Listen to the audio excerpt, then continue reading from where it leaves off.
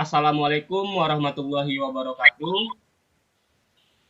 Perkenalkan, kami dari kelompok mata kuliah Metodologi Penelitian yang beranggotakan saya sendiri, Budi Tiawarman, M. Rido Aldino, dan Sri Wahyu Herlina. Adapun pada presentasi ini kami membahas tentang perkembangan teknologi. Oke, langsung saja. Di sini untuk presentasi yang pertama akan dibuka oleh saya. Jadi kita langsung buka saja.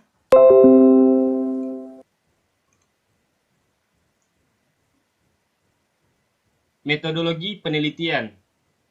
Di sini kami membahas tentang perkembangan teknologi komputer. Pengertian dan sejarah komputer.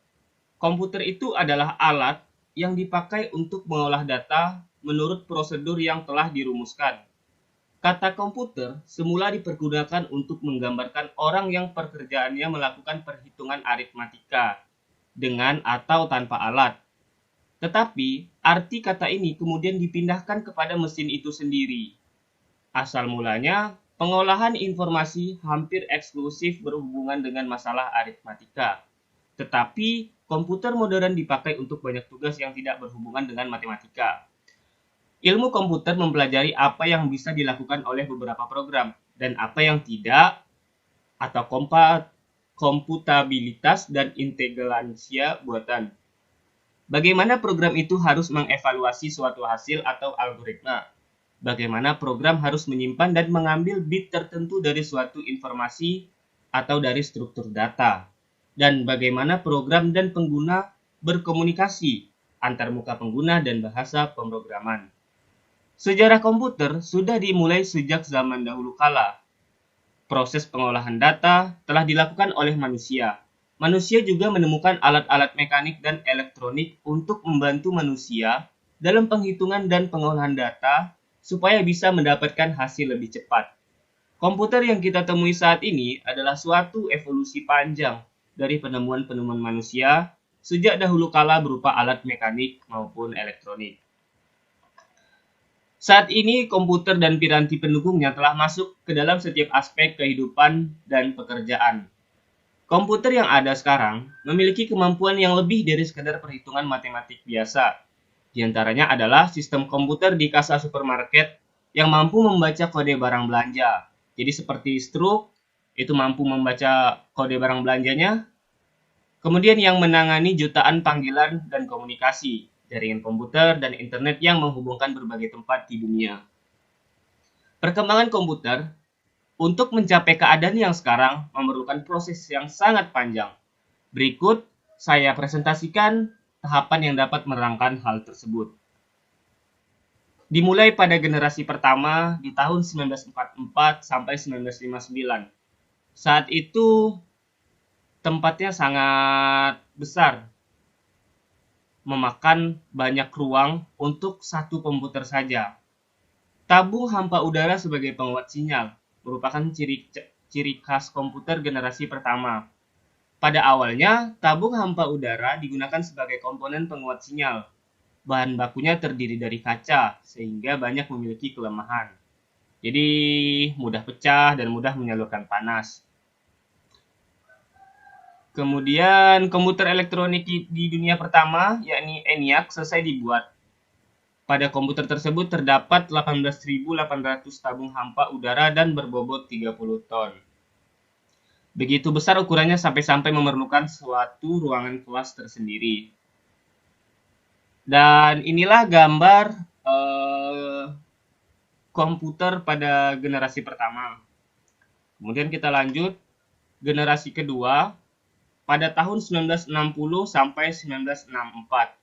Transistor merupakan ciri khas komputer generasi kedua. Bahan bakunya terdiri atas 3 lapis, yaitu basic, kolektor, dan emitter.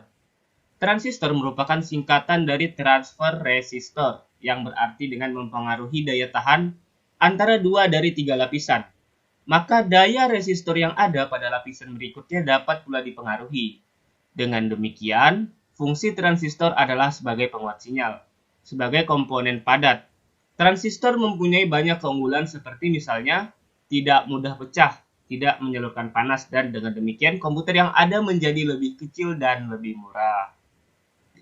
Pada tahun 1960, IBM memperkenalkan komputer komersial yang memanfaatkan transistor dan digunakan secara luas, mulai beredar di pasaran. Komputer IBM 7090 buatan Amerika Serikat merupakan salah satu komputer komersial yang memanfaatkan transistor. Komputer ini dirancang untuk menyelesaikan segala macam pekerjaan baik yang bersifat ilmiah ataupun komersial. Karena kecepatan dan kemampuan yang dimilikinya menyebabkan IBM 7090 menjadi sangat populer.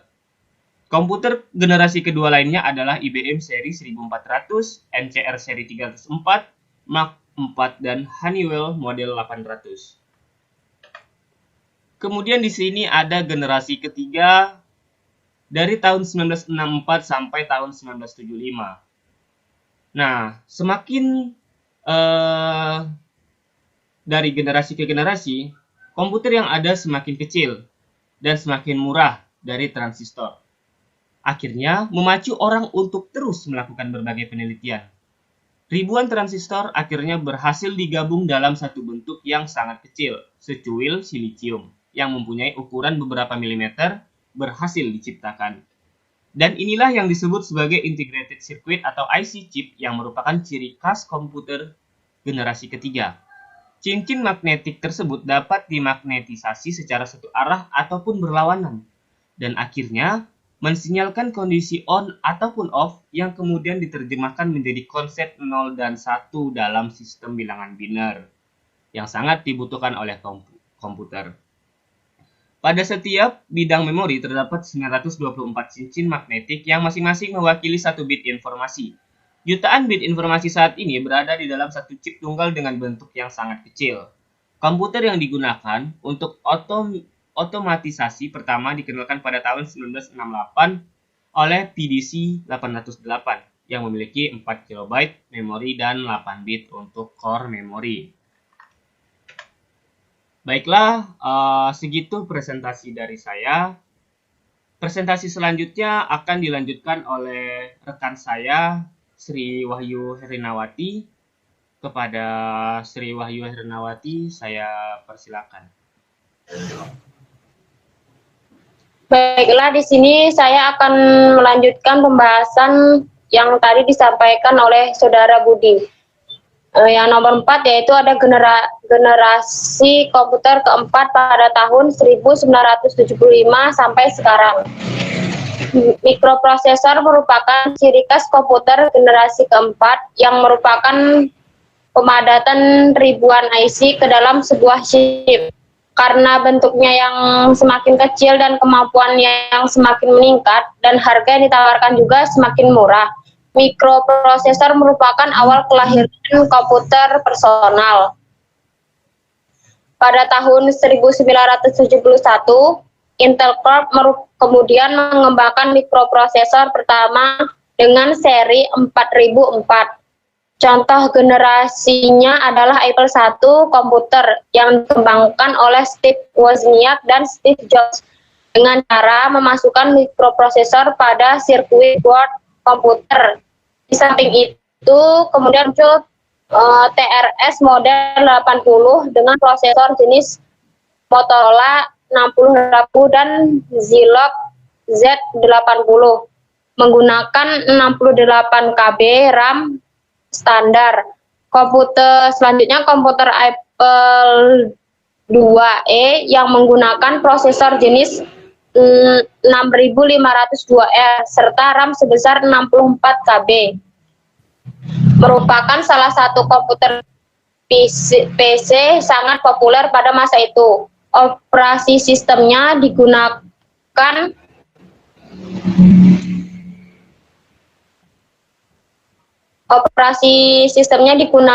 dalam CP atau MBB.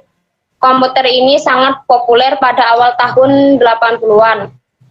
IBM mulai mengeluarkan personal komputer pada sekitar tahun 1981 dengan menggunakan operasi sistem MS-DOS 16 bit. Dikarenakan harga yang ditawarkan tidak jauh berbeda dengan komputer lainnya, Jadi teknologinya jauh lebih baik serta nama besar dari IBM sendiri. Maka dalam waktu yang sangat singkat komputer ini menjadi sangat populer.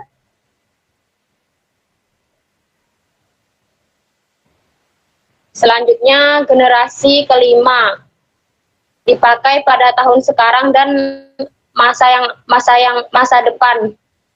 Pada generasi ini ditandai dengan munculnya LSI yang merupakan pemadatan ribuan mikroprosesor ke dalam sebuah mikroprosesor. Selain itu juga ditandai dengan munculnya mikroprosesor dan semikonduktor. Perusahaan yang membuat mikroprosesor diantaranya adalah Intel Corporation, Motorola, Zilog, dan lainnya. Di pasaran bisa kita lihat mikroprosesor dari Intel dengan model 4004, 8088, 80286, 80386, dan 80486 serta Pentium. Pentium keempat merupakan produksi terbaru dari Intel Corporation yang diharapkan dapat menutupi segala kelemahan yang ada pada produk sebelumnya. Kemampuan dan kecepatan yang dimiliki Pentium 4 juga bertambah menjadi 2 GHz. Gambar-gambar yang ditampilkan juga lebih bagus dan lebih tajam. Kecepatan memproses untuk mengirim ataupun menerima gambar juga menjadi semakin cepat. Pada Pentium 4 ini diproduksi dengan menggunakan teknologi 0,18 mikron dengan bentuk yang semakin kecil mengakibatkan daya arus dan tegangan panas yang dikeluarkan juga semakin kecil. Dengan prosesor yang lebih cepat dingin dapat dihasilkan kecepatan MHz yang lebih tinggi. Kecepatannya memiliki sekitar 20 kali lebih cepat dari generasi Pentium ketiga.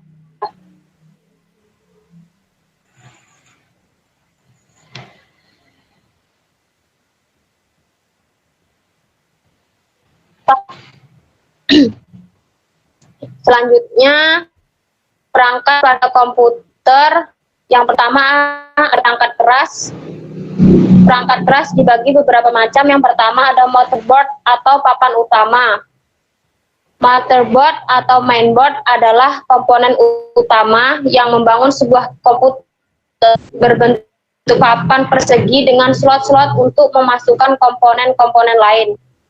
Fungsinya untuk menghubungkan sebuah komponen PC, perangkat keras komputer lain semuanya melekat langsung pada slot motherboard atau setidaknya terhubung menggunakan kabel. Yang kedua ada control processing unit atau CPU. Biasanya kita kenal sebagai prosesor atau otak dari komputer.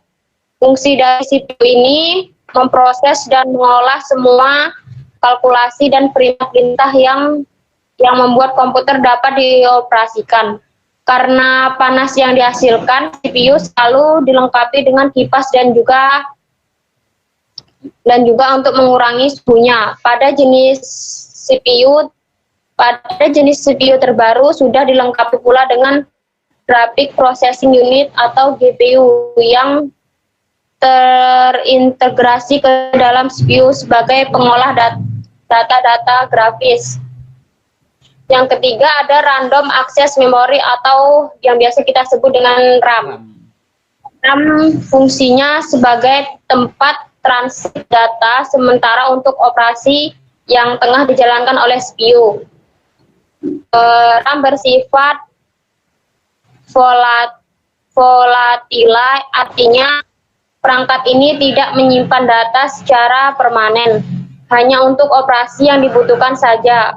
Kapasitas RAM pada PC yang sering kita gunakan cukup beragam, mulai dari 256 MB sampai 16 GB.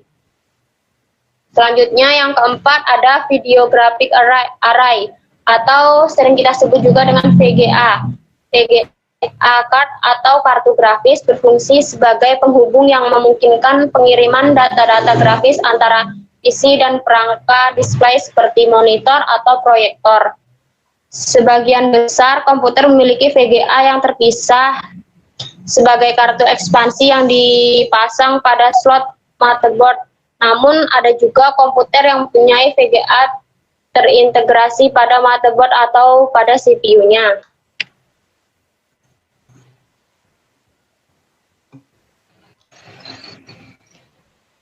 Selanjutnya ada hard disk drive atau HDD. Hard disk berfungsi sebagai tempat penyimpanan data utama dalam sebuah sistem komputer. Sistem operasi, aplikasi, dan dokumen-dokumen disimpan pada hard disk. Pada PC terbaru ada juga perangkat keras baru yang bernama Solid State Drive atau SSD. Fungsinya sama seperti hard disk, namun menawarkan kecepatan transfer yang lebih cepat. Selanjutnya ada optical disk drive. Optical drive biasa juga dikenal dengan nama CD drive atau DVD drive atau ODD. Fungsi dari perangkat ini untuk membaca dan juga menyimpan data dari dan ke media cakram optik seperti CD, DVD, atau Blu-ray disc. Yang selanjutnya ada power supply unit atau PSU. Power supply ini berfungsi sebagai pengoneksi dan penyalur energi listrik dari outlet sumber, misalnya dari listrik PLN ke bentuk energi listrik yang dapat digunakan untuk menjalankan komponen-komponen yang berada di dalam casing. Biasanya PSU ini digunakan di bagian belakang casing. Selain itu, perangkat keras komputer yang terdapat di dalam casing ada juga komponen-komponen yang umum kita lihat di luar casing. Selanjutnya ada monitor. Monitor juga kadang kita sebut screen atau display. Fungsi dari layar monitor sendiri untuk menampilkan video dan informasi grafis yang dihasilkan dari komputer melalui alat yang disebut grafis yang tadi yang pertama ya seperti VGA card. Monitor ini selanjutnya ada monitor. Biasanya kita sebut juga dengan screen atau display.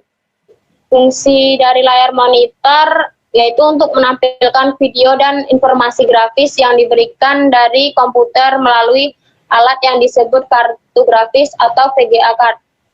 Monitor ini bentuknya hampir mirip kayak televisi, hanya saja kalau televisi biasanya mampu menampilkan informasi grafis dengan ukuran resolusi yang lebih tinggi. Selanjutnya ada keyboard dan mouse. Keyboard dan mouse berfungsi sebagai alat input untuk memasukkan perintah, teks atau karakter maupun menggerakkan objek antar muka grafis untuk diproses oleh komputer. Ukuran serta bentuknya cukup beragam, namun fungsinya semua sama. Di luar komponen-komponen yang sudah kita sebut di atas, ada pula perangkat keras komputer yang tidak semua komputer memilikinya. Terakhir ada uninterruptible power supply atau UPS. Sering kita sebut sebagai baterai cadangan. Fungsinya menyimpan dan menyediakan cadangan listrik yang akan kita gunakan ketika sumber listrik utama padam. Selain sebagai sumber cadangan listrik, kebanyakan UPS juga berfungsi sebagai stabilizer yang mengatur aliran listrik agar sesuai dengan yang kita butuhkan. Itulah penjelasan dari saya. Selanjutnya akan dijelaskan oleh Saudara Ridho Aldino. Kepada Ridho Aldino, waktu dan tempat dipersilahkan.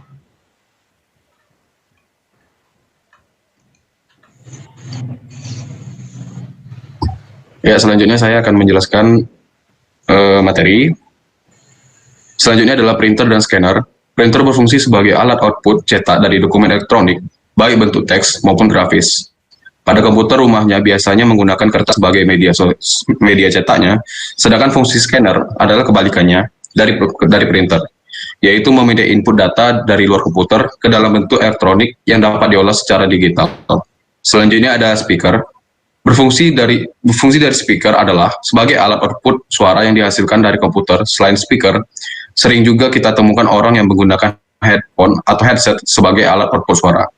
Selanjutnya ada sound card, fungsinya sebagai penghubung antara komputer dan alat output audio seperti speaker. Selanjutnya ada modem, alat ini berfungsi untuk menghubungkan komputer ke internet. Selanjutnya ada LAN card, fungsinya sebagai penghubung komputer dalam suatu jaringan. Selanjutnya ada perangkat lunak.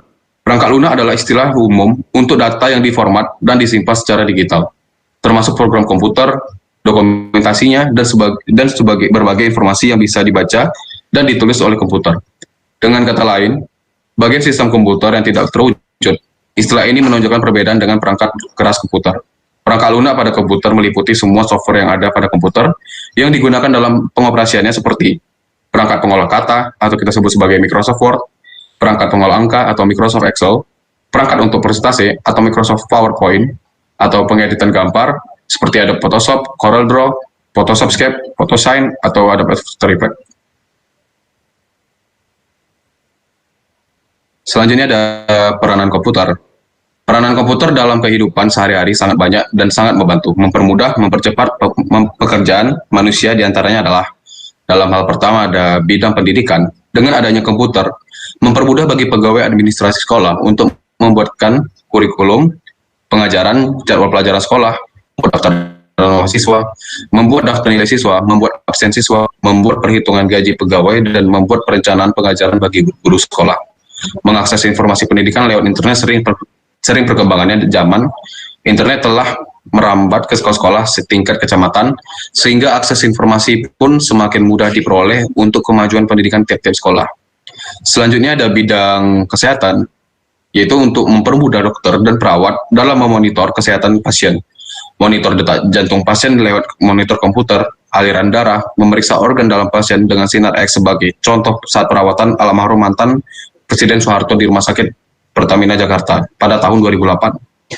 Dengan teknologi modern bisa memonitor, bahkan menggantikan fungsi organ dalam seperti jantung, paru-paru, dan ginjal. Itu merupakan teknologi kesehatan yang digabungkan dengan teknologi informasi dan komputer.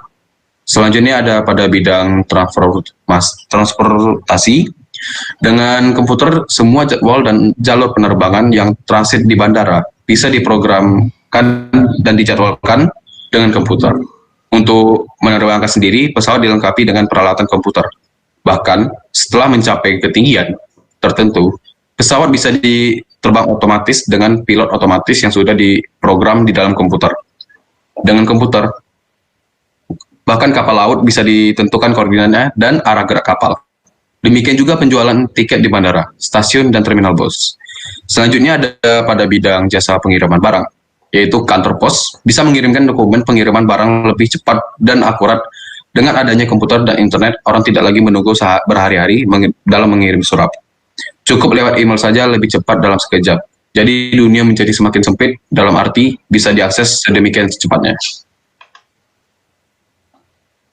Selanjutnya ada pada bidang industri otomotif. Mobil-mobil dibuat dari kerangka bodi, mesin, peralatan elektronik di pabrik dengan bantuan robot yang dikendalikan oleh komputer dengan lebih akurat.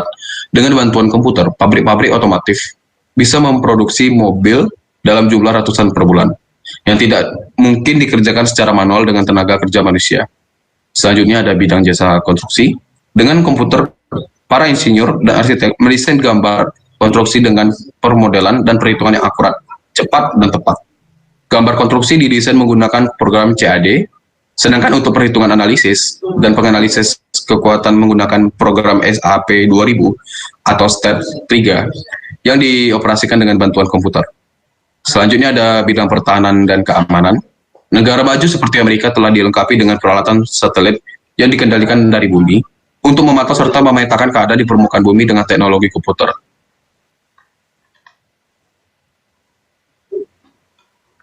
Saudara Budi, disilakan untuk menutup presentasi. Baiklah, sekianlah hasil presentasi dari kelompok kami. Adapun lebih dan kurangnya kami mohon maaf. Kami sudahi. Wabillahi taufiq wal hidayah. Wassalamualaikum warahmatullahi wabarakatuh.